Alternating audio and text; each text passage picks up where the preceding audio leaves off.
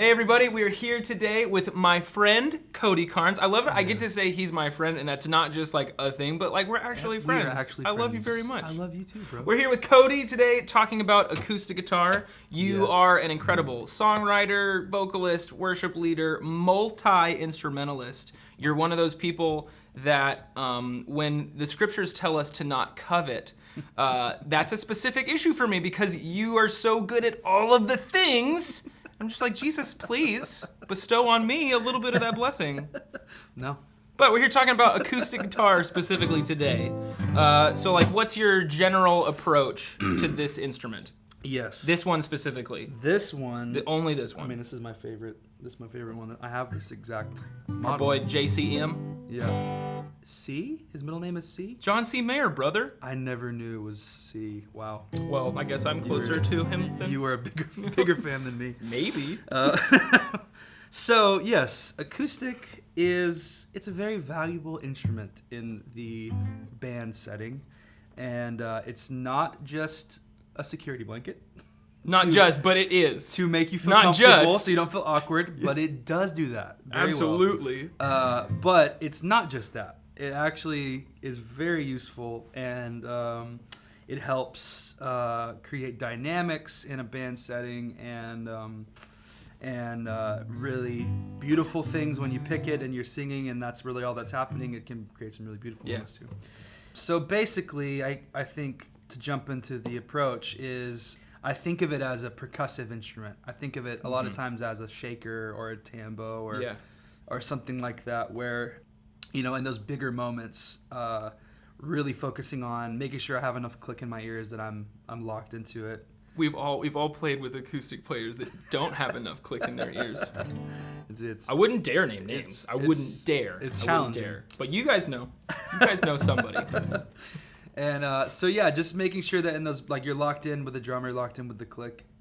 Generally, the arc of something will be, if something's down, I don't come in just with full 16ths if it's a down thing. I try to do a lot of finger picking, you know, Dynamics. find those really like fun, pretty chords, and but yeah, as the song rises, as the drums build, I think of it like a shaker. I think of it like if there's a big chorus and if a drum groove is really open, 16ths always feel good with a wide open drum groove.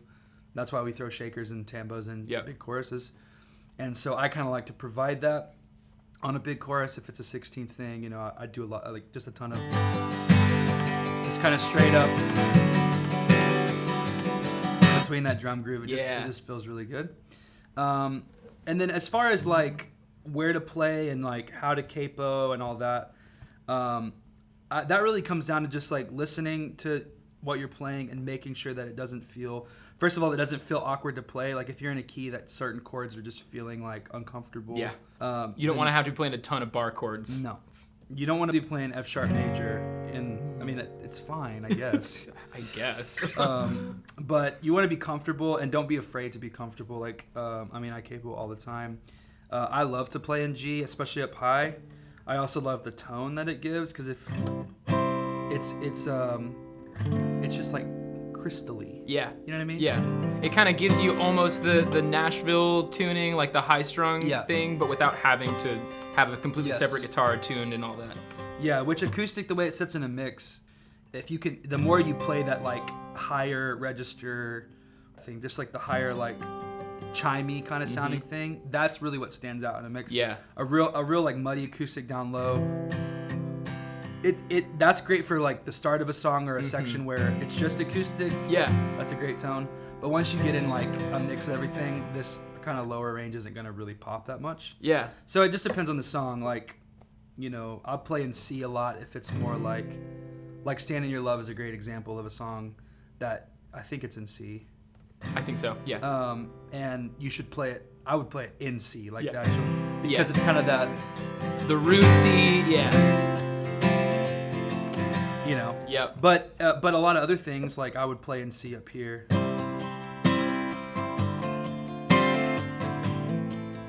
Just because it's that nice like top end, you know.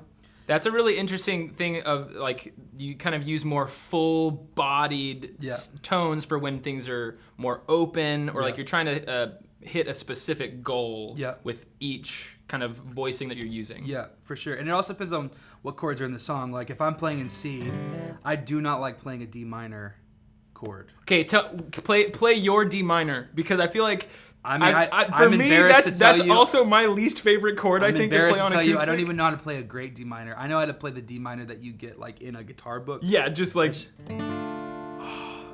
That's awful. it is. I mean, you could play a 7. That's a little better, I think that's closer to what I do probably. but that's so uncomfortable. Like when do I ever want to play that chord? The thing You is, don't. You try to avoid if I it. go to it, I'm gonna flub it. You Yeah. know? So it also depends on what chords in the song. So if I'm playing in C, and I know that this song has some 2 minors in it, I won't play it. Get a capo. I'll just capo it, and then I'll just play it here. And then that 2 minor sounds like, Beautiful. wow, listen to that. Amazing. So yeah, it just depends on just kind of knowing what chords you feel comfortable playing. And some people love playing D minors. I mean, God bless you if you do. God bless you. And please teach me how. God bless you. Grace and peace them. to you today if you like D minors. So yeah, and a lot of times if there's 2 acoustic players, I try not to play in the exact same register as that person. Yeah. So if a song's in That's A, like a whole other like Yeah. kind of separate thing where you don't want to be stacking up in like the same kind of sonic space or yeah, whatever. and if ultimately you have to, it's fine. It's great. But like if a song is in A, and or maybe G's a better way, because if a song's in G and I can see that the other person is playing in like actual G here, then a lot of times I'll capo up. I could capo on the 5th fret and play it in D. If that feels like it fits, if that feels a little too weird. C is also awesome capoed up. Yeah. You get that like 3rd in there. Yeah. And so while you're thinking about like second acoustic, you're also, I would imagine, not trying to play rhythmically the same. You're trying to add a different kind of like shaker kind of rhythmic dynamic as well. Yeah. On top of having a different chord voicing. Yeah. And the higher up you go the neck like this, the more you can play 16ths and they don't feel like I said earlier, the lower you go, the muddier it is. Yeah. And so if I'm playing low in G and I get to a 16th section, I'm trying to play more of the I'm trying to play more of the high. Yeah. Like I'm not trying to play a lot of the You're more referencing the bass notes Yeah. and like kind of keeping all the top I'm end. trying to leave the bass notes out a little bit.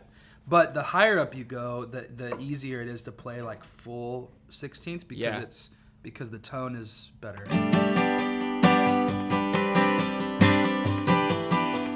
So if you've got like a mid-tempo song that needs a lot of like it's going to have a lot of 16th big sections in it, then I love playing high up because the tone just sits in the mix just right and it feels really good. That's something that I think maybe I've understood kind of intuitively, but never heard like articulated like that. Like the lower you go, it feels muddier to have a ton of like strumming pattern, whereas the higher up you go, you have more freedom to kind of be more rhythmic with it. Yeah. That's really interesting. I love the way that you put that. Yeah.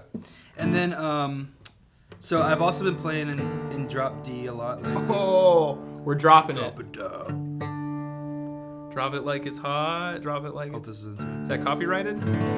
Sorry, Snoop. On next week's episode, my good friend Snoop Dogg. And I love that we're actually friends, Snoop. I wouldn't say that. I wouldn't say Snoop's right. So I've been I love writing in drop D because it just feels, if a song's in D, it just feels so full. Yeah.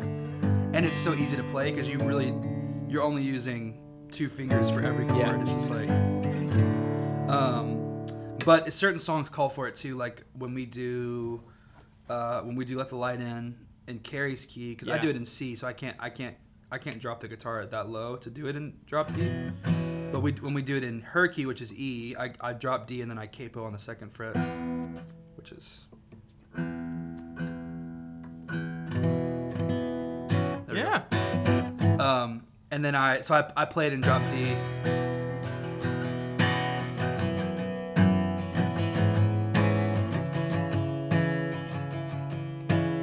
I actually play it in Dad Yet, so you would tune these 2 down too, but that just feels really good for that walk up. You get all those bass notes in there. Yeah. And the droning, And D. then when which you get to the bridge, it's yeah. helpful because you Yeah. need that like real kind Yeah. of like droning thing. Because if you play that song, I won't tune back up right now, but if you play that song in E, you get weird chords because everything it's fine Yeah. until you get to the 1/3, because you can't really play a 1/3. That's a 3 minor, that doesn't, Yeah. and it clashes. The actual chord would be like this, which is I can't even play. Drop D. It's very hard Yeah. to play. So that's the thing, is you just have to know what chords am I required to play. Do they all feel right? Do they all sound Yeah. right? And that's, I'm literally changing a position for one chord in the song. Yeah. But it happens so often that it's worth it. If that chord happened one time in the song, I would just find a way to just skip around it or play a different chord that's similar that would work just for that one time. But because this chord is happening literally every single time, and the acoustic drives that song at the beginning, I don't want to play the song and be hitting a bad chord Yeah. every time.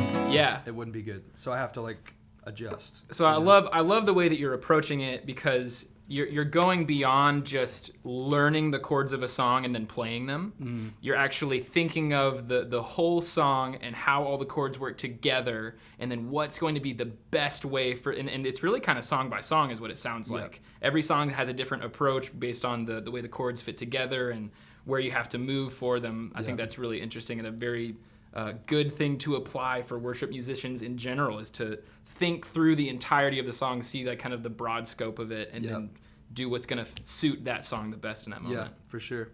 And one thing I've been like challenging myself with my mix, with my intermix, is I used to kind of have my acoustic the loudest in my mix. Yeah. And what I figured out is that made me feel like I had to play all the time. Because if I wasn't playing in my mix, it sounded like drops out. It sounded like my mix was really weak. And so it forced me to like, I was playing all the time, which isn't bad, especially if you're a worship leader. You need to do what you want to do to feel comfortable. But if you're not leading worship and you're just playing acoustic, or you're just adding that element. The more that I like tucked my guitar into the mix, kind of how it's gonna be in the house, and I still want to be able to hear it, obviously, to make sure I'm not playing bad notes. But I tucked it down. I brought everything else up more. And that actually freed me up to feel like I don't have to play in every verse. I don't have to play in like the start of every song. Yeah. Just kind of being more aware of taste too. Like you don't have to play everywhere. And actually, when you don't play everywhere, it adds value to when you do play. It like lifts something, because it's a new element of, anytime a song is building, you want to like save elements to add. And so acoustic can be one of those things that you save. And so I challenge myself a lot just to think, do I need to play here? And if that's not necessary, then let me save it because when I do come in on that verse too, it's going to feel like something really lifted, And so just kind of producing yourself as well as you go through, like, and where can I play, where can I not, and making sure that your mix still feels good if you're not playing. Yeah. Well, and being able to produce what you're doing requires you being aware of and listening to what everybody else in the band is doing as well. Yeah. So like you play with a band a lot, but I know you also have spent a lot of time leading solo just with an acoustic, and you are someone who there's like a handful of people that I feel like can legitimately lead with just an acoustic guitar and it feel just as powerful as like with a full band. So I love that about you. It's one of my favorite things. How do you approach like leading, but the guitar specifically, but how do you kind of look at those two different kind of mediums or audiences, and like how do you approach them differently? Yeah, so when you're leading by yourself, obviously you have to play the whole time. You can't use that method. You can't. There's no piano player. Yeah, there's no keys. I guess you could do it drops out. You could do an acapella verse, but that would be weird. And but so yeah, you just it is way more like workhorse mentality of just I have to play the whole time, and I can't really I can't get super creative even with what I'm doing. I've just got to maintain the basic foundation of the song. And so so the approach there is just like play big and play full in the bigger sections, and then don't be afraid to like bring it down and finger pick it. Leading by yourself, you can create some really like intimate moments and that are because it's very sparse, and you can do a very like a finger picking section and sing, and that's all you have, which is just really can be really nice, you know. So yeah, but ultimately it comes down to I don't get super creative or super I don't worry about as much of like, oh, where could it fit in the mix or anything. I'm literally just concerned about does this feel like good enough for people to feel comfortable to sing to.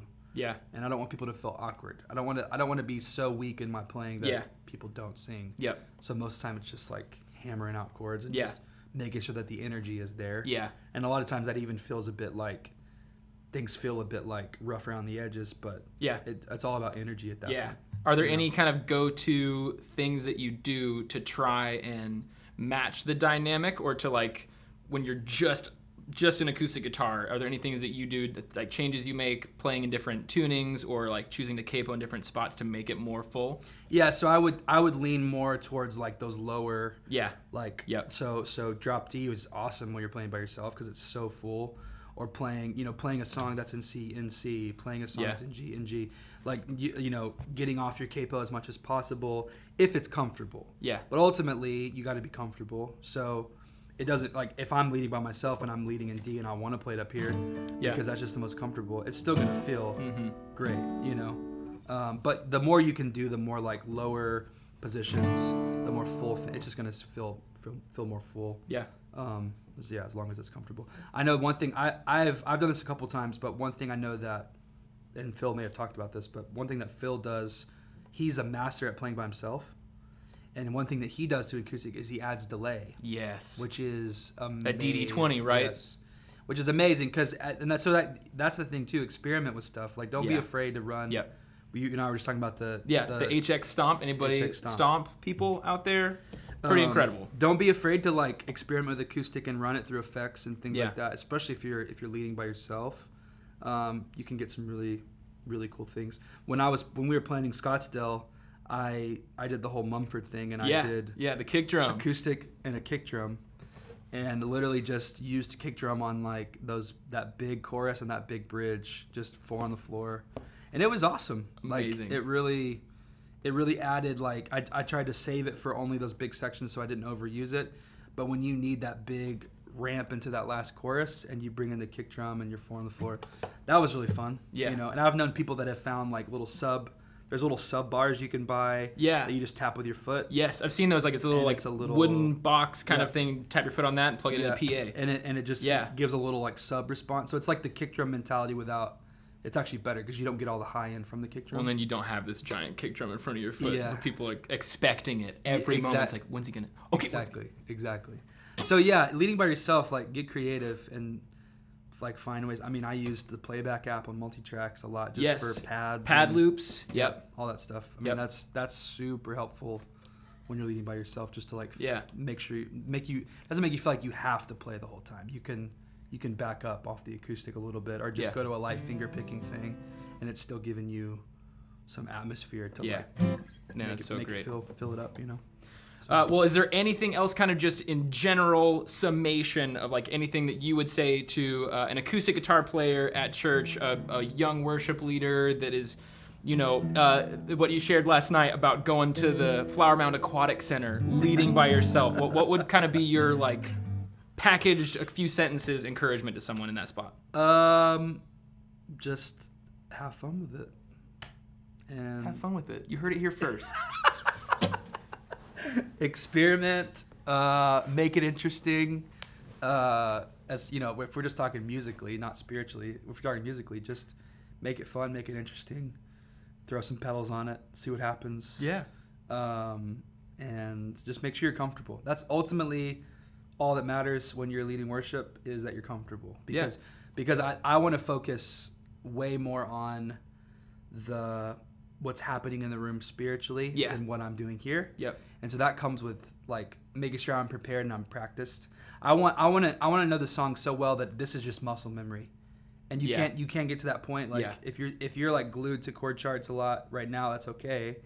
But the more that you practice and the more that you grow, things will just become muscle memory. And that's the best place to get to as an acoustic player, is just, I'm not having to think about this too much. Yeah. And that way I can really, especially if I'm leading worship, that way I can really focus on what's happening in the room. So work to get to that place where you're comfortable, and whatever that means, you're, where you're capoing, but also just being prepared and knowing the songs and all that. Preparedness. Yes. Love it, man. Dude, thank you so much for being with us today, for sharing with us. Would you like to play us out? I would. Let's play us out, Cody.